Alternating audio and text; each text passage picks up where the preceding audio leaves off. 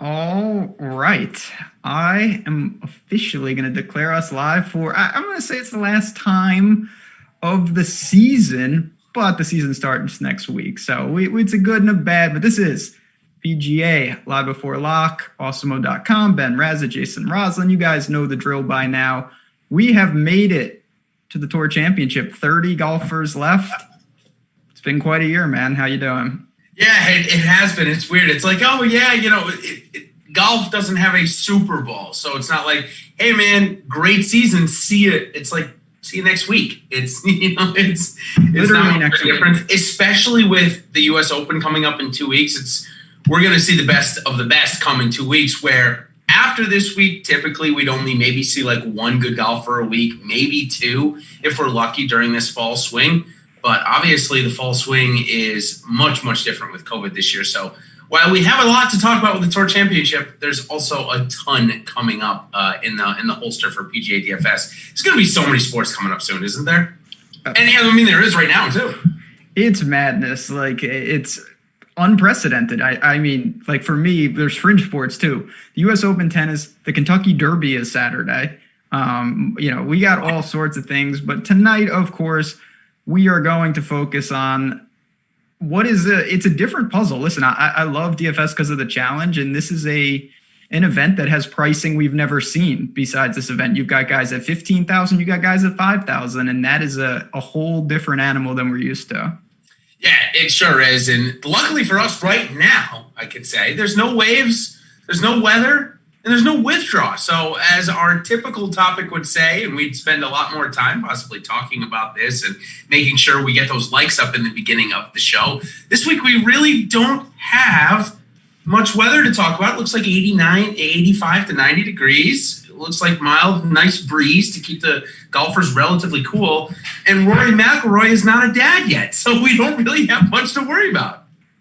Yeah, so that's going to be something, and we can get into it. We can talk a little about it now, but in the show as well. Rory is on baby watch. He has been adamant. He has stated that he will leave. Again, this is why it's such an interesting puzzle. First thought is, well, you can't play him. But then it's like everybody's thinking that maybe you do play him and roll the dice on like super low-owned Rory. So, okay, I saw Tim Frank put out a really a funny tweet earlier in the day, and whether he was kidding or not is pointless because it was a good tweet. He was like, did anyone get the inside information from the obstetrician or whatever, however you pronounce it? And what really that means is we would love to get the due date, because they're not nowadays. I mean, at least when I had my first kid, they're not really going much past the due days here. They're like inducing if you do go 1 or 2 days. So for Rory to say that and for him to be here, I'm going to guess that the actual due date of his child is not until next week or sometime after the Tour Championship. But of course, nature has its way. Mother Nature has its way, and the baby could be here tomorrow morning.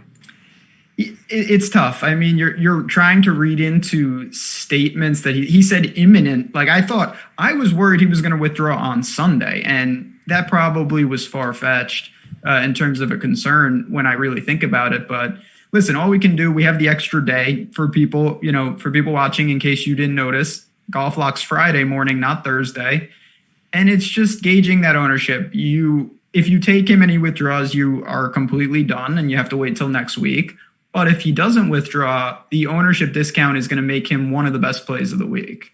Yeah, no, undoubtedly, for sure. And, it's not like this course isn't a great fit for him as we move in to talk about East Lake here. Yeah. Another par 70, 7,300 yards, where off the tee has been a big, big asset to Rory in his 2 wins that he's won twice in the last 5 years here. So it's not like this course isn't a good fit for him. Everything's kind of lining up. So it is a bit nerve-wracking just off the top. And of course, with it being a Friday start, content is a little bit shifted this week. And so tomorrow I'll be coming out with my Against the Grain article. I wanted to wait till as long as I can, because it looks like Rory is still going to come in around 15 to 20%, somewhere in that range. If he withdraws, it totally shakes up the ownership. But where do you stand right now? I mean, it's Wednesday night here. Are you okay with deciding to go 45% Rory in your MME and saying, you know what, I'm rolling the dice? I don't know about that. I will say, when you have 30 golfers and these tournaments, the drive the green, I'll use the big $5. Yep. You're gonna have to do something. There's just not many permutations. There's not that many ways to be sneaky. I would rather play, like, chat was already joking around about, like, oh, let's play Mark Leishman. Yeah, that would be a way to be different. To me, I'd rather roll the dice on a weird situation than a guy who has shown nothing. So I will definitely have some Rory if we have no word. I'm not going to pump it up that much because that would just be, you could be slashed 50% right off the bat. Yeah, and I'm getting made fun of for how I described the lady doctor there. It was terrible. OBGYN, I guess I could just say. Yeah, that's right? What I'd be going with. Isn't that the easier way to say it? And so I don't get myself into trouble here. In any case, going back to Eastlake here, as we talk about it for a couple minutes, there was a tweet put out by one of the golf reporters that's there that he dropped the ball and it went into the rough. And I put out a tweet after that. It was like, it doesn't look that hard. And then I kind of got in trouble for it. Got some people that were like, hey, man, this looks a lot harder than you're making it out to be.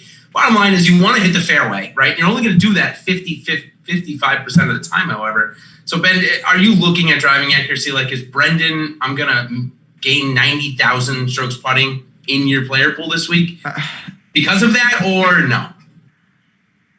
You know, the way Todd putts, it's going to regress, but it probably not going to regress this. I mean, he's just unbelievable right now. I do think, as we see, and we've seen some short guys, but, you know, the Xanders of the world, the Rorys of the world, they're top-end players, but they're also very good off the tee. Yeah. I want my guys to be gaining strokes off the tee. I don't think you're disqualified if you're Kevin Na or Kisner or even Webb, who makes a lot of sense on a par 70 Bermuda. But I do think that it's an asset if you are gaining strokes off the tee this week.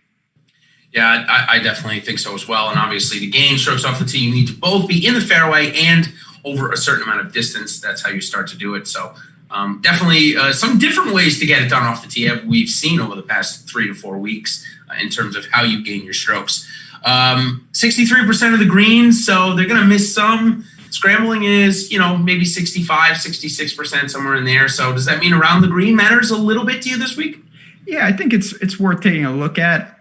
If there was weather or an issue, then I would really consider it. But this, to me, Eastlake is pretty much in front of you. It's straightforward. We've seen it a lot. You need to play good golf. There's only 30 guys. It's fast Bermuda. If you want to look at the greens, you gotta strike it well, like most weeks. And of course, we will talk shortly about.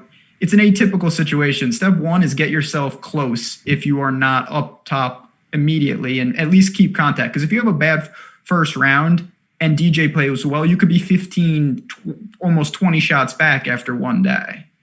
Yeah, that's a great lead in to talk about the format of the event a little bit. And of course, I'm sure by now most people listening know what it is. But in case you don't, we will I'm going to show you some graphics here, but again, it's a tiered start. It's a handicap start. It's a net event. Whatever you want to describe it, if you're a golfer, you can use a lot of different terms for this. But bottom line is Dustin Johnson starts at a higher score than Billy Horschel does. You'll see the breakdown coming up soon. In reality, the best golfer is still going to go out and win. The person who shoots the best is likely to win. We saw that last year with Rory McIlroy. He won both tournaments. I suspect it'll probably happen again this week, but I guess with how good DJ is playing, if DJ shoots 8 under this week, he's going to be hard to catch, wouldn't you think? Yeah, listen, there's most likely DJ will not win, even at his ridiculous odds, which I don't like anyway. Go to like 2.5 to 1, something. Yeah, like that's ridiculous. His lead could be evaporated within 2 holes. Now, if you're talking about, like, will DJ beat Billy Horschel and Hovland and guys who are starting at the back, well, most likely, yeah, even if he doesn't play great. But there's a ton of guys that are 2, 3, 4 strokes off, 5 strokes off, that DJ, most likely, if he wins, it's because he would have been pretty close or would have won outright, in the sense of, remove his 10 strokes and play it out straight. That's how I approach that. Yeah, I think that makes a lot of sense, and we're going to get into my rankings here in a little bit. But before we do, I think it's important we maybe talk a little bit about fantasy football for a second here, because it is right around the corner. I had my first draft like 2 days ago, and I was so lost I couldn't even tell you. So what did I do? Just fired up that fantasy football draft kit. I went right under the pops and drops. I'm sorry, not the pops and drops. The sleepers. And I picked 3 guys that I had never heard of before. This guy out of Jacksonville. I don't even know how to pronounce his last name, Chenault. So if you're like me and you're getting into it, we have the product for you. So football, as I said, is almost here. We have a great deal for you. Sign up today for an Awesemo Plus monthly pass for 25% off when you use promo code SLEEPER at checkout. This gives you access to all of Awesemo's leading tools. And with that, you get player projections, ownership projections, premium content, and more NFL DFS. But wait, there's even more. We here at Awesemo are excited to bring you our inaugural fantasy football long and best ball draft kit, and you get this with your NFL annual pass using the same tools that have helped Alex Awesemo Baker become the #1 daily fantasy sports player in the world. We've compiled a package that will revolutionize the way you prepare for fantasy football drafts. Let me tell you, I needed all the help I could get. So our draft kit includes everything you need to prep, including rankings, projections, loads of content from our experts, and of course the draft wingman, which, of course, already gave me an update about my Leonard Fournette share. That was great. Which will update rankings in real time based off on who you've already drafted. Hey, but wait, he could be picked up by the Patriots. Draft Wingman is going to let me know that. And so as an added bonus, new members of the FFPC, your home for pay-to-play season-long fantasy football leagues and contests, will get a $35 credit when they sign up for Awesemo Draft Kit. It's a limited time offer, September 9th. So 1 week, you will get an Awesemo Plus monthly pass, the draft kit, an $80 value for just $38. Sign up now by clicking the Awesemo Plus tab on the Awesemo.com homepage. And let me tell you, it's going to help you win some leagues this year. It's definitely going to help me at least get into the cash. I can tell you that. And it's been a couple of years since I've done that. Yeah, I mean, I will just add on to that real quick about, we were talking about it. I want to play best ball. I want to play season long. People are asking me all the time, you want to join the league? I would love to. I do not have time. This is the cheat sheet I need to be able to do things like that. And that's why I'm super excited to mold that into I'm prepping for DFS and a lot of other things. It's a natural blend. So come check that out. Speaking of best ball, I tried to soiree it, get into it about a week ago. And I signed up for my first one, because my experience has been with draft, right? So I signed up with DraftKings. I did, sign up for a $20 one. I go back to check it 20 minutes later to see okay, when's this going to start? The thing's already over. And it's telling me I have an illegal lineup because I didn't set anything.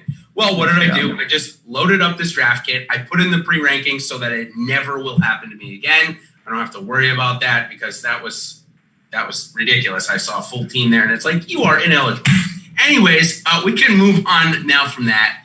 And we're going to start with the releasing my rankings. And I'm going to have you tell me all the places where I went wrong, which is plenty of places. We're going to start off with places 21 to 30. And I'll have Jordan pull it up on the screen so that then you can see it. But I've got coming in at 30th is Mark Leishman. He's just playing so bad that I can't see him coming close to doing anything right now. Do you want to talk anything? Do you want to change my mind in any way, shape, or form about Mark Leishman? No. Just I've said this a couple times. Mark Leishman is the only person that I know of that has lost. He lost 10 strokes putting last week, and he also lost 10 strokes tee to green. That is just bad. He needs a break. I don't know this, but he seems hurt, to be honest. He needs to just reset and get back to playing great golf. Yeah, it's really bad. Speaking of really bad, Cam Champ's short game is atrocious right now, and you see what happens to his game when driver is not really an option in the bag or it doesn't really help you that much. I've got him again, not really being able to use the driver that much, or if he does, not really being able to find much going on. I got him coming in right below Mark Leishman, coming in 29th. Any questions there or any? No. So Champ burned me last week. I went to him. I am going to hang on a bit. It's counterintuitive, but Champ, his par 70 stats are not nearly as bad as you would think. And I think it's because he's a better putter than people realize, in the sense that there's a wide range. I'm not saying he's an overall great putter, but he has explosion rounds of putting, and then he has what we saw last week. In a format like this, I actually like embracing him a bit. I'm not saying he's going to get into contention, but as a cheapie, $5,300 on DraftKings, I have some interest there. Now, this might be my first. Well, I guess you had a little contention there. So, Champ, where do you see him finishing? I got him finishing 29th. Can you see him getting inside the top 20? I can, yeah. I'll give him in the teens. I think he can get there for sure. And at 5,300, I think that could be useful. Yeah, super in play for sure. Maybe my first little bit point of contention. I have Viktor Hovland shooting 4 over this week. The ball striking stats just haven't been there. His putting has kind of carried him, and I just can't see that happening here. I've got him shooting 4 over this week, so without the handicap, that would put him maybe in like 26th. But with the handicap, puts him all the way at 28th.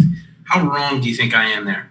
No, I hope you're not wrong, because Hovland has been really difficult. Tee to green God, we saw that streak. Then it all went away, and his putter heated up.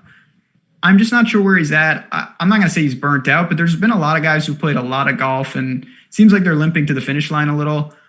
I'm not really on Hovland. We know the upside, but I don't think he's suited for Eastlake per se. Yeah, I don't think so either. Ryan Palmer, he's starting the week at -1. He's had a really good stretch since that weird work day, right? I mean, he lost like 6 strokes against the field, and since then he's been really good. I see the run ending here, though. I like the irons. He's gained in 4 of 5, including some big performances. He's got to be better off the tee. I think that's the key for him. If he does that, I definitely think he can break into the top 20. But if he does not, I could see him down with your boy Mark Leishman this week. Yeah, it's not good. You don't want to be. I tell you what, if you're playing with Leishman because they repair in this, I believe every day, you're in big trouble. That is what you want to stay. That's a Chernobyl-like situation. Stay away from Mark Leishman because he is going to be at the bottom of the pack.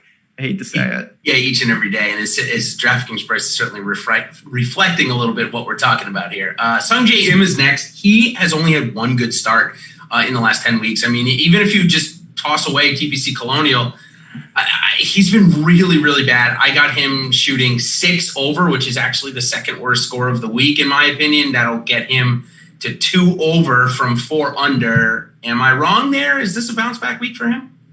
Listen, Sanjay, he's been one of the more difficult guys to get. And it's funny, the FedEx Cup, it's a yearly performance. So you have to understand, this is not even close to the 30 best golfers in form. Like, when you think about it, you're like, how is Leishman here? How is Sanjay here? Well, they wouldn't be if they were doing this post restart. All their work was early. And so I'm not really considering these guys because I'm not saying they don't deserve to be here, but based on the recent form, they certainly do not. Kevin Na had a period of maybe a couple of good weeks there, but nothing really to get me excited. 5,500, he's starting at -1. I can't see him shooting under par this week. I think if you want to build, we talk a lot on the show about correlated lineups, things of that nature. If you want to go with some putters like, Kevin Na, Brendan Todd, and start it with Webb, I see some merit in that, but that is not my ideal build by any stretch. I would rather go to guys who are maybe a little more aggressive off the tee. I agree. Abraham Answer is one of those guys that probably isn't considered aggressive off the tee, but does find a lot of fairways. Since the Travelers, though, Ben, where he kind of looked like he had a weird injury, hasn't played well. I think he stays right around maybe even par for the week. He's starting at -1, so I think maybe he shoots 2 or 3 over this week, somewhere around there, and that's going to put him, 23rd or 24th here. Answer's a guy that, it seems like, he's going to break through. He's going to break through. He's going to break through. Still hasn't happened. I do like he's shown his abilities not just on bomb or heavy or anything like that. He was runner-up at Heritage, which is like the ultimate par 70. He's got to get back to the off the tee. That's the key for him. Yep. I'm going to have some shares, of course, when you're talking about 30 players, but at the same time, it has been a little disappointing lately, especially, you look at his last 3, 43rd at the PGA, miscut at Northern Trust, 33rd last week, not inspiring a ton of confidence. It's not. Sebastian Munoz, however, was inspiring some confidence in me with his ball striking. Not going to lie, it was looking really good, but last week, it kind of came down a bit, and the around the green game saved him. I don't think it's going to do that 2 weeks in a row here. I've got him shooting, a couple over par. I mean, when I look at the scores from last year, there are about 10 golfers 10 to 15 golfers that were over par and 10 to 15 golfers that were under par or at even, somewhere around there. So I got Sebastian Munoz finishing over par for the week. You see anything different for me? No. Sebastian Munoz is another guy that he did and listen, credit to him. He racked up a ton of points in the swing season in 2019. Had some big events there, and that's why he is here. He's been pretty bad. He did pop last week, but I do not see it. Probably one of my easier fades of the week. Yeah, I think so for me too. And somebody's making fun of how I get to my scores. Honestly, I just had to put some random scores down because I wanted to fill it out this way. And they were based on, I just went and looked at last year's scores, what the top to the bottom was. Yeah, I threw DJ out there. I threw DJ out because he really did not care last year. So I threw his plus 13 out, I think. And the range of scores was minus 13 to plus 10. So that's where I'm getting these. And it's honestly just a plug and play on where I think people are going to finish. And that's how I figure out what they're going to shoot. So, okay, as we go up closer to number 22, I have Kevin Kisner. And then I have the run for Harris English ending as well. It looked like it ended last week. I think it continues. So the biggest movers for me in this range, Harris English and Sungjae Im moving down significantly. What is your biggest disagreement with on the page here? Who do you think definitely outperforms this section?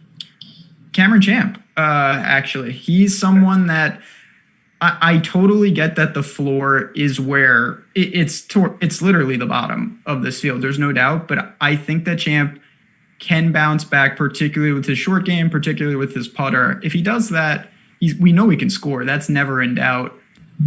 5,300, this is a prime candidate to make a leap. Like I said, is he getting into contention? No. But can he really outscore where we have him? I definitely think so.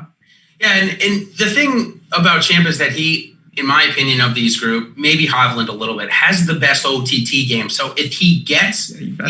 If he gets the putting game going, I think that's where he can be really dangerous. So that's where I'd lean to agree with you here. I'm not ready to buy into that yet, or I shouldn't say I'm not ready to. I've been on him the last 2 weeks. He was been the top player in my player pool in terms of allocation. So I'm definitely going to have a good bout, but it's probably not going to reach the 40 or 50% like I had last week.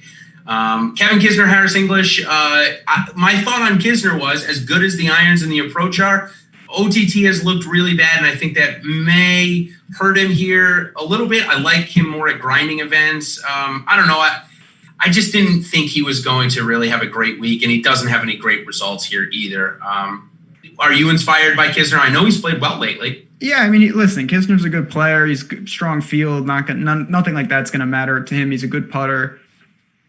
Off the tee, weak for him. So I think he makes a natural pairing with in the bucket of Kevin Na and particularly Webb up top. It's still hard to really bank on what he has to do. He needs to crush with his irons and make a ton of putts. That's the formula. You're not going to get strong off the tee from him. That's been recorded many times. For sure. All right, let's move up to the next range here. Places 11 to 20. And again, I will be thrilled if I get like 6 of these right. 6 out of 30, and I'd be like, hey, that's not bad. Yeah. Good. Yeah. Again, these are just the opinions. If I get all 30 right, then that's it. I'm quitting. I'm done. It'll never get better for me for sure. But I've got Mackenzie Hughes. Listen, I think Mackenzie Hughes is one of the best stories here this week at the Tour Championship. The way he got into it, making that 6-foot downhill, putt on 18 for par. 5,200, he's definitely intriguing, but he's a true grinder. I don't know if he can get hot enough to really move up the board starting at even par. Listen, congrats to Mackenzie Hughes. I don't say he's an anomaly, but he hasn't lost strokes putting since January. I mean, what do you say about that? He, in that time, also has only lost strokes around the green twice. So every single week, he is crushing it with the short game. On the flip side, he's basically automatic to lose strokes off the tee. I don't play guys like that. It's almost impossible for me to get there with him. Not seeing a big finish from him this week. Yeah, again, I think he's a good grinder. I don't think he's going to necessarily get you into too much trouble at 5,200 because he's going to go out there and compete, and his short game is so good that he shouldn't be too far over par here on this course, but I don't think he has the firepower to really move up the board here. Again, in a grinded out event like the Memorial where he played well, and again last week at Olympia Fields, I would have loved it. If you were to told me that DJ starting at -10 would be the winning score at -10, I think he might be more in play, but it's just not going to be the case. Brendan Todd's putting, we just talked about it a couple of minutes ago. I got Patrick Reed and Brendan Todd coming in at basically even par for the week. I don't think it's a great fit for either of them, and Patrick Reed's short game has not been where it should be. So I've got them coming in closer to 18th and 19th. Think either of those guys can outplay that position? Or do you think they will? Obviously they can't. Do you think listen, Todd is... It's tough. He's making a ton of putts. He's shown that he can do that. It's been a resurgence. Another great story. I think he probably falls in line with what you're targeting there. Patrick Reed is tougher for me because he's a world-class player. Major winner. He can win this event. There's not a doubt in my mind. It's just his game is not really there right now. So although I like Reed in theory, I'm just really playing him on name alone, and that's really all I'm going off of. Yeah, I think that makes sense. Next two guys I have are Niemann and Leishman. I'm sorry, Niemann and Horschel. I got Leishman on my mind. That is honestly not a good thing heading into this week. Niemann and Horschel's last appearance here in 2018, he came in second, so obviously loves the course. The form is pretty good. So is Niemann's, but Niemann's putting is really bad, so I think last week's event allowed his ball striking to shine through, but he's going to have to make putts this week to make up ground. So I got them coming right around 15th, not really moving much from their starting position. Maybe Billy Horschel moving up about 10 spots. Any disagreements there? I was really impressed with Niemann last week. That was a brutal track, hung in there nicely and had a chance. Billy Ho makes sense. He loves East Lake. He loves, everything checks out. But everybody else is seeing that $5,700 tag. So it's a pretty simple thing for me. If you think you have enough leverage, Billy Ho makes a great play. If you don't, pivoting off Billy Ho to some of the guys we've already talked about and who we will talk about, I think is very applicable. One of those guys that I think could be actually the next two guys on the list here are my two biggest movers that I have on the board. Obviously, if I think they're going to be the biggest movers, they're probably part of my lineups this week. Hint, hint. Lanto Griffin and Cameron Smith. Lanto Griffin's played two straight good tournaments on par 70, 7,300-yard courses, and Cameron Smith is working off of back-to-back top 20s and really good approach numbers. So I've got them as some big movers. Am I getting a little overzealous with these two? I'll call them below 6K priced guys. Cam Smith is someone I've had a late year. I don't know. For some reason, he started to pop with the irons a little bit. I've been playing him more often, and I think I'm going to hang on. Lanto's a little tougher for me. I think he's fine. Again, I looked at Cameron Champ, even Ryan Palmer. I think I would rather pivot off them from Billy Horschel than Lanto. So I'll go with Cameron Smith, though. All right, good. We got a couple of likes on Cameron Smith here from us. And if you do like the Cameron Smith play, let us know. Give us a like. Or if you don't like it, give us a dislike too. That's fine. Just want to see where everybody stands on Cam Smith. Kyle is telling us to smash him at the U.S. Open. That's danger zone. Is he even in the U.S. Open? He gets in for winning something, right? Yeah, he's definitely in. They should make an exception for him and Leishman. They should have to requalify. Should have to go through the Monday qualifying day where they have to play 36 holes in a day, I think it is, something like that, to get in. Seriously, it's not been great. Tyrrell Hatton is the next guy. I've got him coming in 13th. He's starting at -2, so I've got him shooting 3 or 4 under for the week. At 7,000, he actually presents one of the best values that I have on the board. Ty Hatton is going to be another popular play, but one I really like. His price has bounced all over the place. There was a time when he was $10,000 in a very strong field, and that was off ridiculous form, but he's a Bermuda guy. His tee to green numbers are great. Not great, but they're good enough for someone like him, and the price is very appealing. So Ty Hatton, I wouldn't be stunned to see him crack the top 10 if he really gets going. Yeah, I've got him maybe a shot or two outside of it, so obviously he's very close to it. Maybe a controversial pick here, but I've got a little bit of inclination that Rory McIlroy's got a couple of other things on his mind. I don't think he's going to come here. Okay, listen, there's two sides of this, right? He doesn't need another $15 million. And when I say he doesn't need, I mean, who doesn't need $15 million? Everybody would like $15 million. And who wouldn't want $15 million the second before you have a kid, or the day before you have a kid, or the week before? I mean, it would be great to add that to the bank account. But certainly money is not Rory's motivation, right? I mean, I think we can be clear on that. And this is his first child, so I'm sure he's definitely thinking that about it a lot. Besides, if his ownership is still expected 20%, are you going to play him knowing the other risk, or is there an ownership level where you say, you know what, I'm going to go all in, or I'm going to just totally fade? What are those two ownership levels for you? So if Rory is even remotely popular, I will just play 0% and hope that he withdraws. Because there's, no matter what, there's a very real chance that he withdraws. If he is not popular because everybody is freaked out, I will do the opposite. There's a very real chance he finishes. That's really what we're talking about. If there's no clarity, if he's like 15% owned, honestly, I'll probably just say screw it. I'm not making a stand, and I'll play around that and let the other 29 golfers, make or break my week, because it would suck to have it all lined up and I lose or win because Rory does or doesn't withdraw. This only just takes me back to the time, and I'm sure us golf fans will remember. What, DJ? And it's sad that he's not really on the PGA Tour anymore, because had he just stayed in the tournament, a lot of things could be different. I'm talking about Hunter Mahan. I don't know if you remember this one. He led going into the final round. I think it was the RBC Canadian Open, and he withdrew because his wife got pregnant. And here he is now scrambling to get into tournaments on that past champion status. So, crazy. It can happen. Do you remember that happening? I don't know if you followed golf back then, but I've heard of that. I did not. I certainly don't remember that. For me, it was. I remember when DJ fell down the stairs at the Masters, and I truly think I might be the only person in the world who I increased my exposure after that happened, thinking that no one would play him, and then he just withdrew and ended up not playing. That was an all-time dumb. That's on the list of stupidest things I've ever done. But keep an eye out for Rory. Let ownership dictate your answers there, though.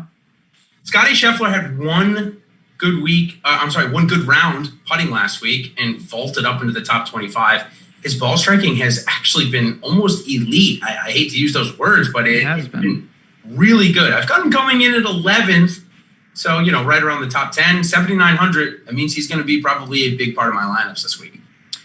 He's been great. This is a guy that we knew was talented, and then we wondered exactly where he fell, and he's shown it in all different types. And the ball striking numbers, you can't really knock it. So there's really nothing to say. It doesn't mean he's going to play great, but he's certainly showing that he can consistently play against the best week in, week out. For sure. And it looks like you have a couple of people that did the same thing as you did here in the chat, as Mike has let you know that you're not alone, Ben. You're not alone. So appreciate that, chat. So of these, I'm going to guess that you're going to say Ty Hatton has the best chance to climb inside the top 10 of all the names here. Who has the most capacity to drop outside of the top 20 in the names you see in front of you? Oh, definitely. I mean, I know he's on the bottom, but Mackenzie Hughes is not someone that I think plays great. On the other side, Ty Hatton. And I do think that Patrick Reed, just on name recognition, is a volatile guy. And that alone, I wouldn't be stunned to see him get in the mix, but the form is not as nearly as good as I would like it going in. Yeah, I totally agree. Yep, totally agree. All right, let's go ahead and release my top 10. But before we do, Ben, why don't you tell the people here that are in our chat a little bit about what we have on the Awesemo Plus side for golf. So we got some great tournaments coming up after this one. Yeah, like we said, there's no off season. So the safe way is next week. Then it's just major season, US Open, Masters, all that. So if you guys haven't come in, the ownership, things that we reference on the show all the time, our premium articles, the leverage tools, the projections, those are some of the biggest pieces of how we all construct lineups. And honestly, I think it's where your edge can come in. And that's just on the golf side. We've talked about football, basketball, baseball. It's all there. College football is happening, apparently. It's insane. Yep. but we're gonna try that. So no better time to come in, and I say it every time. Find what works for you. I'd love for you to sign up for the annual, but try it out first. Give it a week, give it a month, and see what you think, and then take that leap. So we just want you guys inside the ropes, and we're really confident that you'll enjoy it if you sign up. For sure, absolutely. You get the Slack chat with us anytime you want to get access to us. That's worth it in general.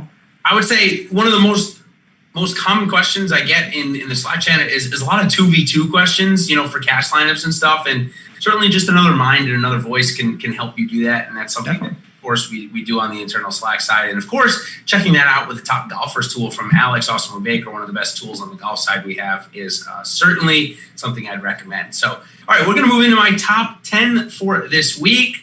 Tony Finau, I think, is just starting a little bit too far back with how bad of a putter he is to go out and win this tournament. I think it's a good course for him. I think everything sets up well. But at 8,200, he is the cheapest guy I have in the top 10, so it looks like I'm going to be playing him a decent amount. Yeah, I'm going to be playing Finau too. He closed really well on Sunday, and the big knock against him is he doesn't win, and that is not really important here. Would I like him to win? Sure, but he can get there in a big way with just another good showing, which he's done plenty of. For sure. Daniel Berger, you've been on you tried to get me on the train. And then I left before it actually paid off. Then you left it. Now, are you coming back or are you done? No, I think this is a good spot for Berger. I was certainly not on him last week at all, but this is a par 70 Bermuda. I'm not going crazy, but at 9,100, that seems pretty reasonable. He's healthy, clearly had a big year. I have no problem with it. Not sprinting to jam him in my lineups, but I'm not taking an aggressive underweight stance like I normally do. Yeah, for me, I think with Xander Schauffele being right there at 8,900 and being super popular, especially with the fantastic course history, I think that you might be able to get a little bit of an ownership discount, but I don't know that I can get into Berger here. Typical of me to say that, I guess, right?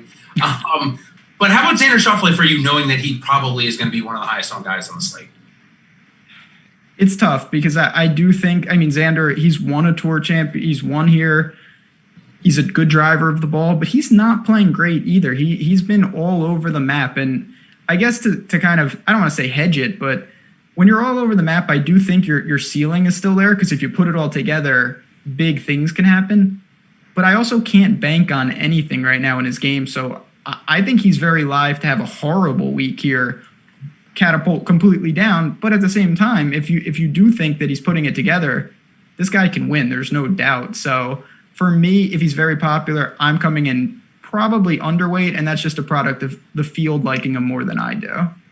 Yeah, and I think one of the things with Xander is he's been good in either one or two aspects of the strokes gained every single week. I think he's come in the top 10 maybe, but it's not 6 or 7 times. Yeah, 6 or 7 straight times. But he hasn't been good. He hasn't been excellent. Now, with that being said, starting at $8,900, I can totally understand why people are wanting to go to him. Plus, again, like I said, I think the course fit is there. He's had at least 2 good starts here, maybe even 3. So I got him coming in inside the top 10. I got him looking at 8th right now. I've got him coming behind Matsuyama, though.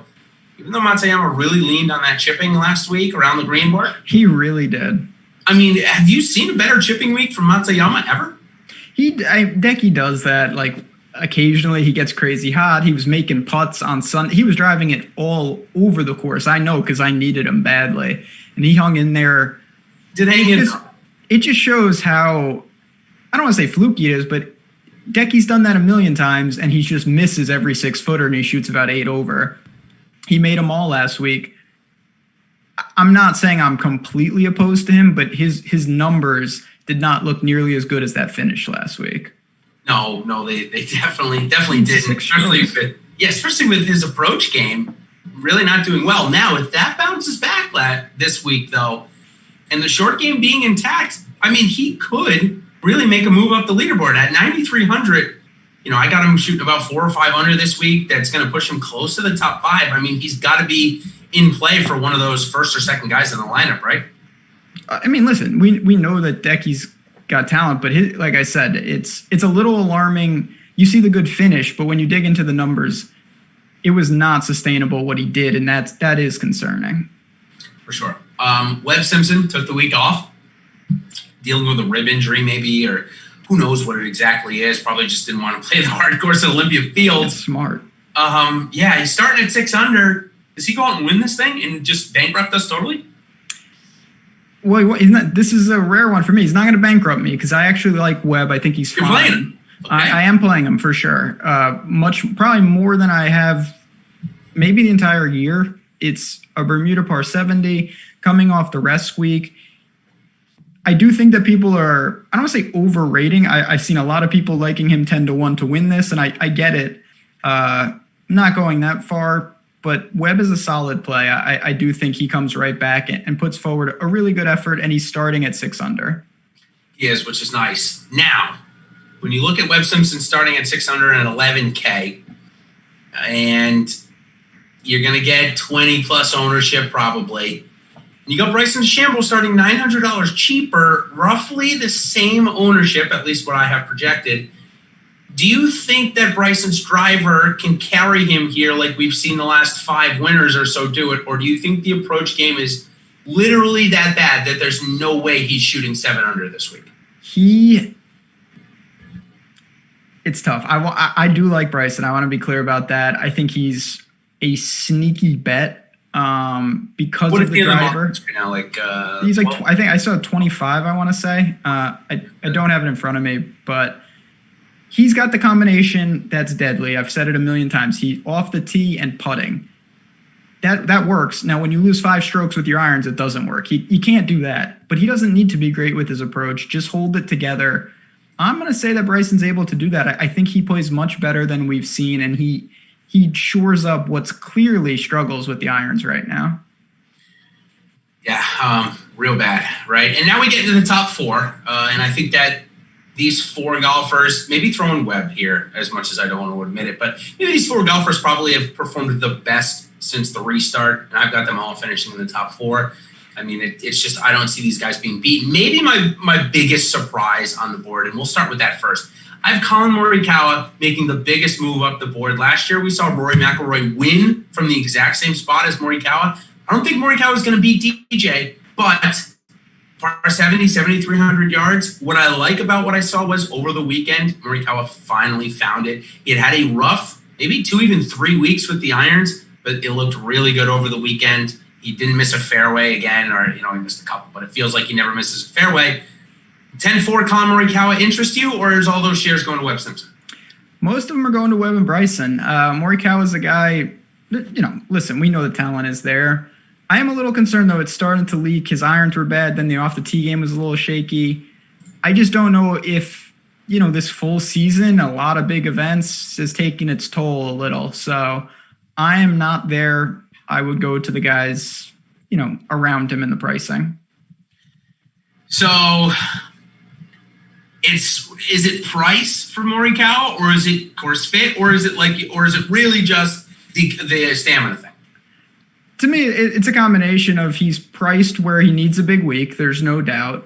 And it's just, I don't know if we're able to, I'm not able to justify going to him over those neighboring guys. And it's because the form is starting to show little chinks in the armor here and there.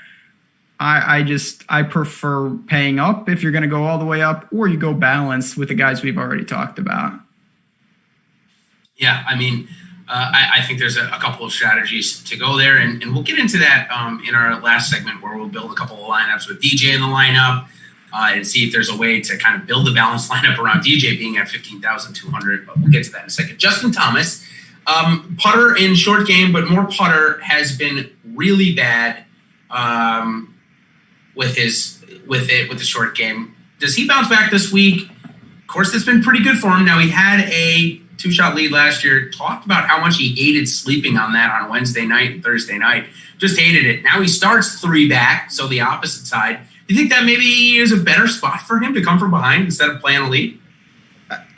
Listen, I think we're going to see over time that being in the lead here, it's helpful, but it's not going to make you're not just going to win, because if you don't bring your A game, someone else is going to, and they're just going to catch you. JT's in perfect position here. He's not playing at the top of his game, but most of the problems have been with the putter. And he's, I don't worry about him long term. So he is as dangerous as anyone in this field. Yeah, totally agree. Jon Rahm has won the 2 toughest golf tournaments by stroke average on the PGA Tour this year. Incredible. I don't know if either of you would have even come close to guessing that. But here we are. He's going to need to beat DJ by 2 this week, and I think he beat DJ by like 7 over the weekend. So obviously he could do it, no question. 12-7, if it's between DJ or Rahm, because I tried to put them both in a lineup, and it is really tough. Is it straight to Rahm for you, or do you see something that you're looking to go to DJ more over Rahm this week, even with the price? I mean, $2,500 more is... For 10 starting points, it seems like a tremendous amount. It's and those points, just so everybody knows, it's not like DJ gets them if he doesn't win. It stays with him, right? If he kept them, I would be talking a lot differently. So, listen, we talked about I'm not there on Morikawa. I think JT, of course, is fine. Rahm, to me, is the best available up top, but that doesn't mean you need to go to any of them. It's all about conceptually. If you think a dark horse comes from the clouds, that's going to change your opinion. If you think one of these big names wins it, obviously you build around them. So I'll put Rahm ahead of DJ if I had to choose. That's a tough one for me. I'm not going to lie. $2,500 though. I really wish that they would have come in a little bit on that. Now, Rahm's going to be 35% owned. Let's just say I'm going to give you 2 numbers. We don't know exactly what he's going to be on. I'm going to give you some areas, and I'm going to see if it changes your mind. If Rahm is 35% owned and DJ is 14% owned, does that change your mind? Yeah, a little bit, but I don't think we're going to see anything drastic. I really don't. Like, I know it's tough to build with DJ, but it's not tough to the point where people aren't going to play him. You know what I mean? Like, yes, he may be slightly lower owned because it's really difficult to build, but he's still DJ. People are going to see starting with 10 under. I'm not going to overhaul what I think up top with my priorities. Okay, so I can tell you that last year Justin Thomas came in at right around 14%. That's why I gave you that number, because I suspect DJ will probably come in around that. It's the same price. I believe Justin Thomas was 15.2 or 15.3 as well last year. Second place guy was 12.7. He was only about 17 or 18% owned. The ownership really kicked up in that 9,100 to 8,500 range, which is suggesting to me that Xander Schauffele is going to be really, really highly owned. Could push 40% in some spaces, especially in the higher dollar stuff and limited entries. I mean, he could be owned by 50% of the field, especially with only 30 golfers. All right, so before we move on to a little lineup building session with Dustin Johnson and maybe some other guys, but wanted to just show, obviously, it's the hardest to build with DJ in your lineup. Who is the one guy that I have in the top 10? Maybe it is Colin Morikawa that you can see not coming in the top 10 here by Sunday. Or I should say, by Monday. Yeah, it's Morikawa for me. As I said, I think the game is showing some problems. I think it's dissipating. And I do think that there's a cumulative effect. Like you win a major, you break through. It's been a hell of a year for him. Incredible. I feel like we said this about Wolf last year, where he got there and it was just, it's hard to keep that up all the way through. I think he recharges and comes back for some of these majors, but I don't like him here. It's an interesting spot. I guess I'm going off of hope that. I mean, he's got the talent. There's no doubt. Yeah. For me, I think when I saw the 16% ownership for him on 10-4 and saw the Webb Simpson, close to double that, for me, I think I'm just taking that opportunity cost there. Now, granted, I totally will agree. You made a great point, and Justin, I believe, Rick in our chat is making a great point as well. The game is fading. The strokes gained stuff is definitely not looking as good as it was, but I saw some momentum being gained over the weekend. He moves from basically last place. He was in, I think, 64th going into the weekend. He gets inside the top 20 by Sunday. That's obviously a little bit of momentum. So that's obvious. That's what I'm banking on. If I don't think if he got into the top 20 by Sunday, I don't think I was going to play him this week, but I think the momentum thing is what's turning me on. So, okay, so we got about 10 minutes left here. Let's turn over and do make some lineups using our lineup builder. And of course, looks like our lineup builder hasn't updated here. So we'll pull up another means. We'll see if we can pull up Fantasy Cruncher. That might be a little hard, though, actually, to make up some DJ lineups. So we can just talk about it. What I'll do is on the background, I'll plug in some guys here. So if you, in your lineups that you've been making with DJ, I'm assuming there have been a couple, right? Yeah, listen, DJ has the firepower to go out there and turn a -10 into -20, and then no one's catching him. But you click him in, you're already under 7K for the other 5 spots. So it's a tricky situation right off the bat. No, it for sure is. So in the spots that you've done it, who have you put in second? I think the move for me was going to like Tony Finau next, hoping that, I mean, clearly if you're playing DJ, you need him to win it and win, I think, even pretty convincingly. And then you want some people from the back to make some charges. I think Finau, he's in the middle of the pack, but I definitely think he can get in the mix, get in the top 2 or 3 or 4, obviously, with DJ in front of him.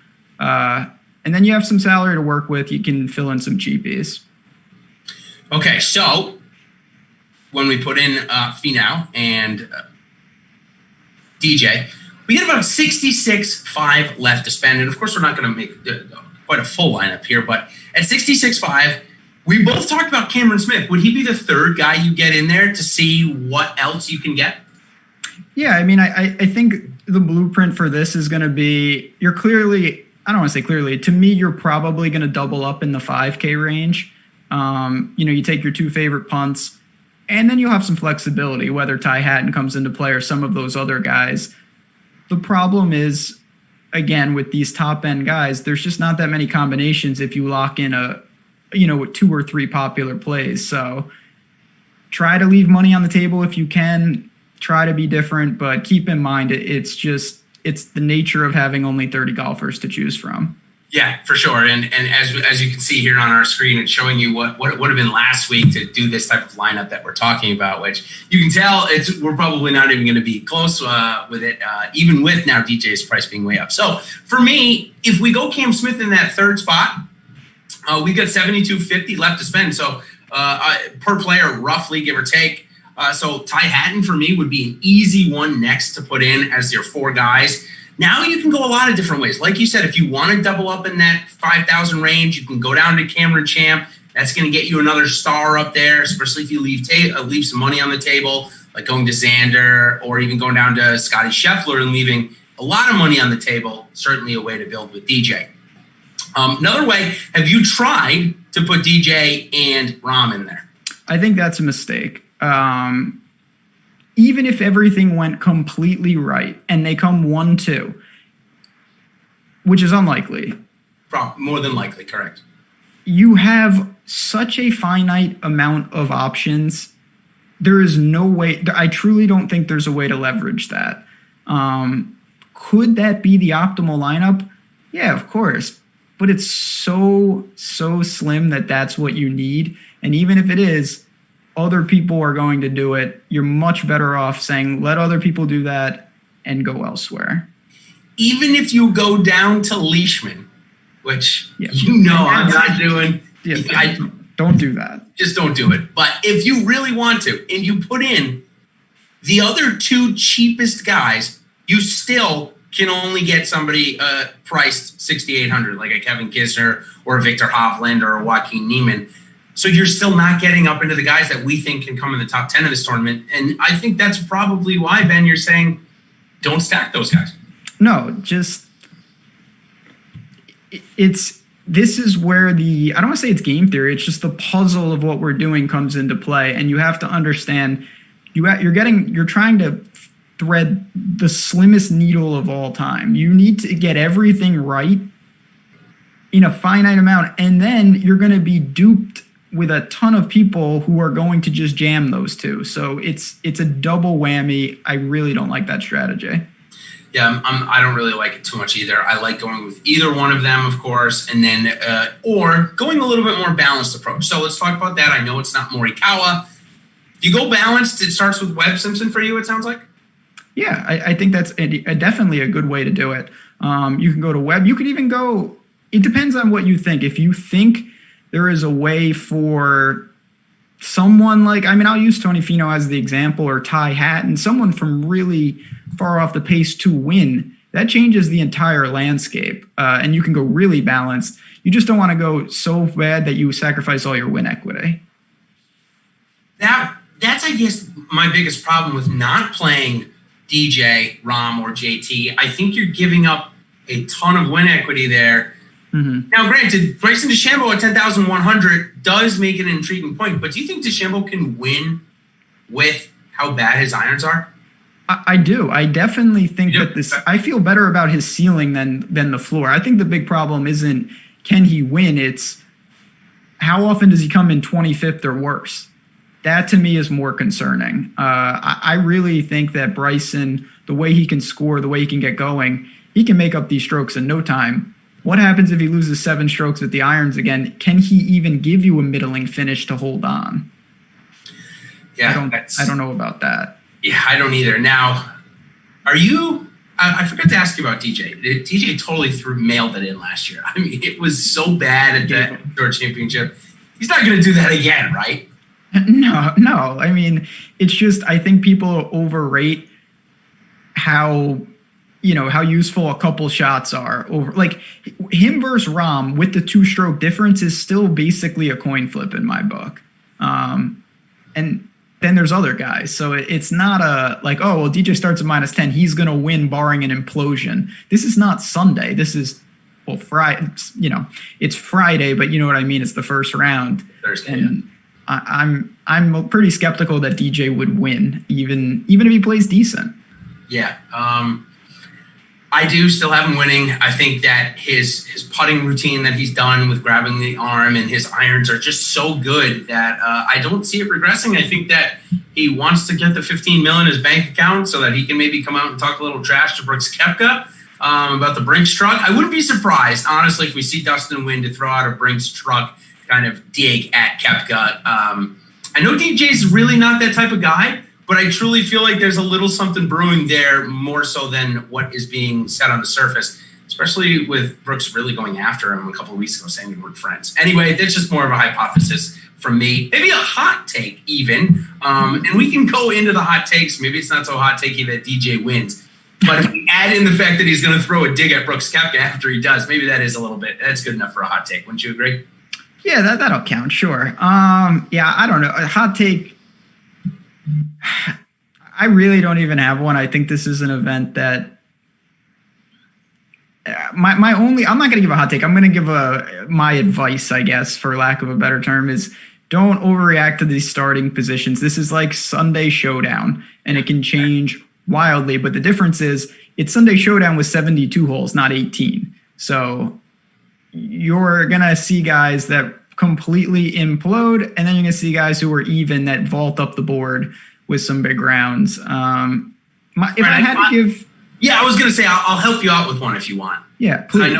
I know these the people in the chat are going to love to hear us, and we've got a bunch in here now, and I see that the likes are somewhere around. They're coming up. I like it. Yeah, we need to bump it up a little bit so that Ben can. Last show of the golf season, fellas. Let's see what we can do.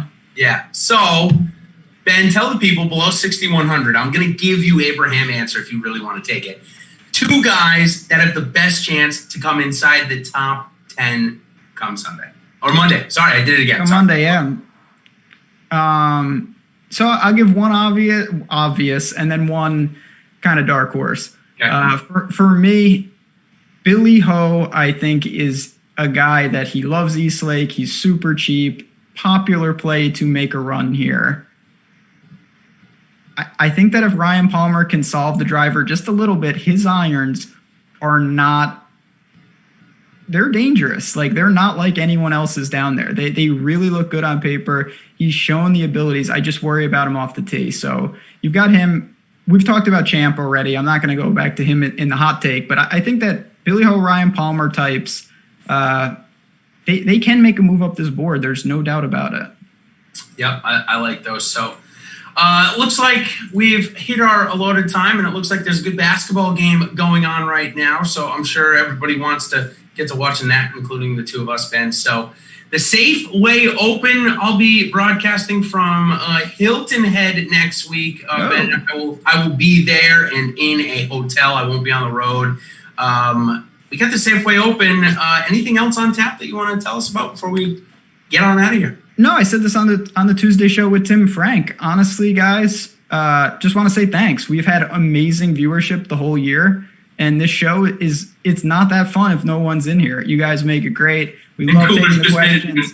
Cooler's just made it even better. He's telling us about East Lake and Palmer. There's a lake, and Palmer's screwed. I mean, that's just what we love right there. Kill me. But yeah, no, it's been a blast. We want to keep the show interactive. We want to keep it fun. And you guys have our Twitter handles. You have our, if you're in Slack, if you have any feedback, you want new things, new features on the show, we're all ears. The show is for you guys. That's what it's here for. So it's just been a blast, and we're excited to do it all over again next week with the Safeway. So on that note, we're going to get out of here. Good luck, everyone. Let's finish this strong. Enjoy your Labor Day. We'll see you next week. Same time, same place.